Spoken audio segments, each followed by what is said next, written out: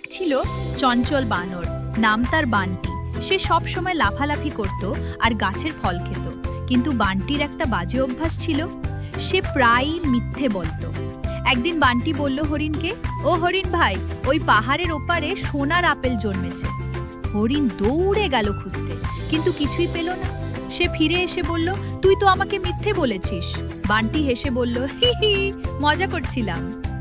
একদিন সত্যি একটি গাছের নিচে বান্টি এক রকমের ঝলমলে লাল ফল পায়। সে খুশিতে লাফাতে লাগলো, কিন্তু হঠাৎ তার পা পিছলে সে গর্তে পড়ে গেল।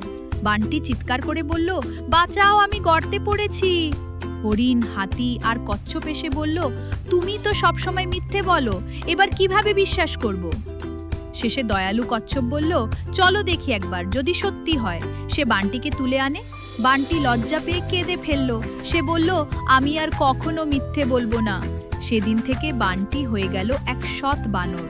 সে বন্ধুদের বলল, সত্যিই বলো, মিথ্যে নয়, তাহলেই জীবন সুখের হয়।